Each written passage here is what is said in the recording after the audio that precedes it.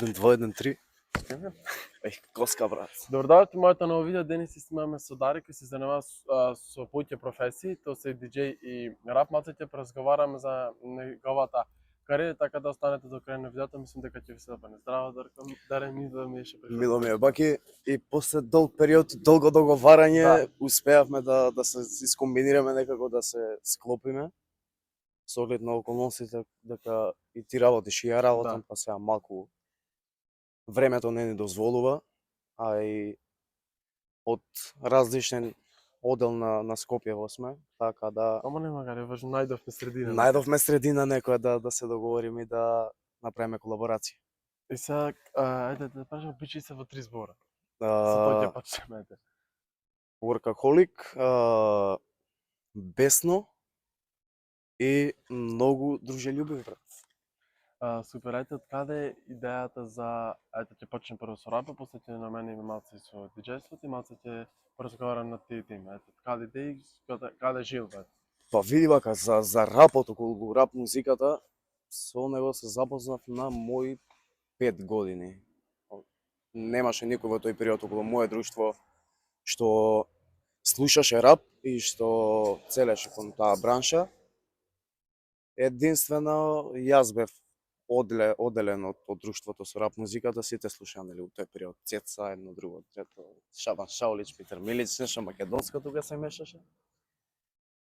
За рапот дознав преку на брат ми другар. Прва песна ми беше што ја слушнав Сав Фата Моргана.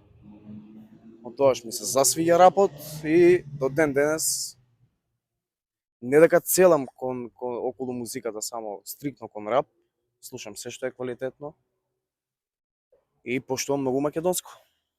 Но мислам дека ретко вака кој поштува македонско, кој ќе почнете со рап или трап, зависи која што сакат во животот да направат и почнуваат одма со српското, македонско остават на втор план. Не, затоа што на почетоците, кој што ти кажав, почнав да слушам апла македонско, Сав, кој што ти кажа, Фата Моргана, првата песна.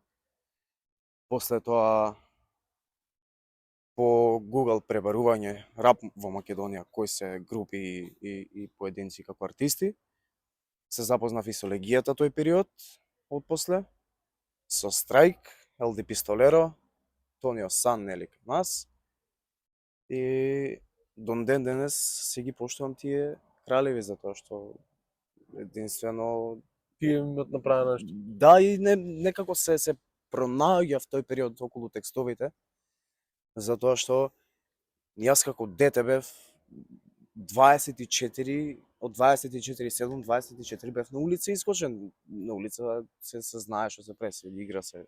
Да. Се прават глупости, се прават бели во тој период, во тие луди години. Со околу пишувањето, првиот мој текст ми беше на мој 6-7 години, ден да излажам, не фаќа се збор. Меѓутоа беа тоа детски рими, не сум знаел како треба да се пишува. Исто како сега да седам да пишувам лектира, исто така рапот го пишував. Не се знае ни четворка, ни кај завршува, ни кај почнува, ни ништо, ни флоу немаше како што треба, додека ги рецитирав. Понатаму се ми објасни, пошто тренерот мој по говоречки вештини, исто така, како дете снимал рап и седнавме на вечер со него. Ми објасни како се пишува, дека треба 4 по 4, 16 да имаш. И седнав со него, ме консултираше, односно се консултиравме, направивме муавет. И од тогаш до ден денес почнав да пишувам малце поозбилен рап и поозбилно да ги склопам текстовите. Темите општо, како теми ми се животното. Се што сум прошол во животот, се што гледам одоколу, се што и не секои мои текстови се лично од мене што ми се дешавало во животот. Јас сакав да прашувам за првата песна, дали нешто што првата песна што ме зване нешто со тебе си има сличен пример или за животот или општо така во глобала? Па и со мојот живот, а и општо во глобала што се дешава во овој наш, за жал, пропаднат систем. не сум некој кој што пишува само за мене, него пишувам текст за да може да се пронајдат и други луѓе кои што нешто такво слично живеат, како што сум доживеал јас и како што доживуваат одредени луѓе од општеството околу Да. нас. Така да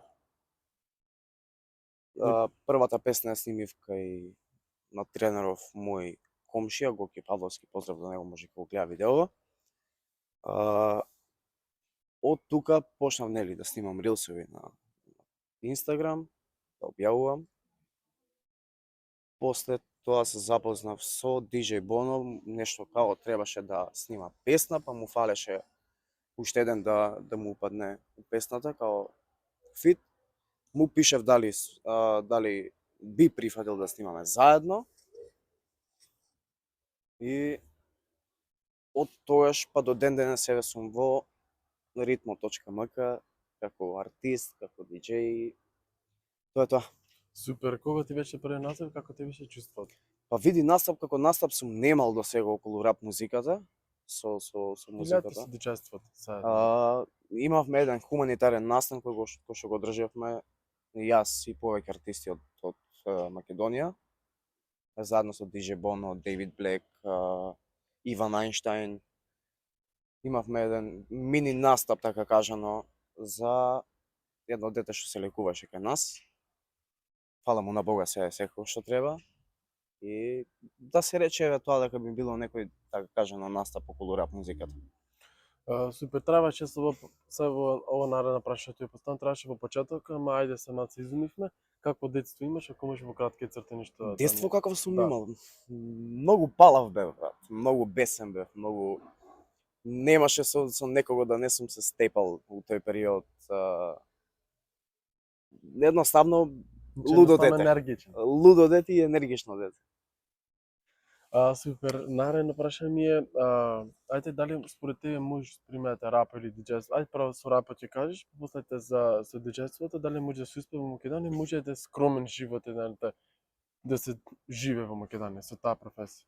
Па види, јас околу рап музиката не сум ја гледал како пара, како начин на заработка, да кажеме. Се што правам околу рап музиката правам од душа и од срце, затоа што едноставно ми исполнува да го правам тоа така. Дали има заработка, не можам да кажам дека нема и не можам да кажам дека има. Има некоја заработка, меѓутоа не е тоа. Затоа што кај нас рап музиката веќе рап како рап old school е веќе на, да кажеме, ниско ниво, затоа што излагаат нови трендови. На околу диџејството да, реално може да се Поќе некако не успее. знам краната некако во Македонија. Скоро да секој трет пушта музика, не дека е некоја лесна работа, ама сепак бара посветение бај. Да, и бара знаење многу околу транзиции, како која песна со која песна споиш, колку да ти е BPM-от на песната, да не е едната 130, другата 50, некако не иде. За диџејството да, има заработка, меѓутоа не сум диџеј на, да кажеме, еве, клубска сцена, повеќе сум диџеј на детски родендени. Така да, има заработка околу диџејството, само кој знае како знае да го обработи тој профил на. Така, и зависи кога ќе се пронајде реално. Да, реално така. Ајде да не одделиш меѓу рап и диџеј, зашо поќе пример би го избрал? Да се занимаваш. Па види вака, Ете во наредните 5 години.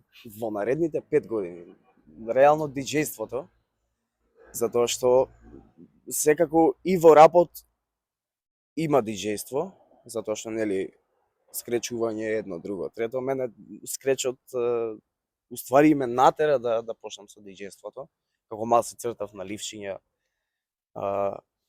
контролери, миксети, па скречував нешто, па се глупирав. Така да, околу рап и диџејството би го одбрал диџејството, брат, реално. Пошто некако Поќе те инспирира. Да, реално. И сега да се вратиш назад за 5 години, ти дојдеш напред за 5 години, што би сменил кај тебе? Што би за сменил кај мене? професијата.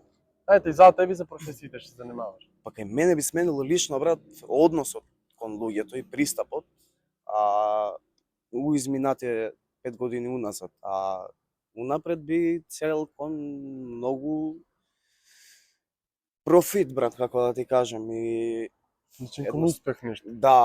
да, токму така, и да се основа, фала Богу, фамилија некоја понапред. Така. И се наред, значи, ајде, кој според тебе, ајде ти има оставено, ете најдобар пример рапер и ете одбори, ете најдобар диџеј не мора во Македонија, пошто да не си помислат нешто дека ги хейтаме или слично, општо си разговараме, ете да биде надвор од Македонија нека биде. Рапер и диџеј. Еден рапер и еден диџеј надвор од Македонија. Па надвор од Македонија би го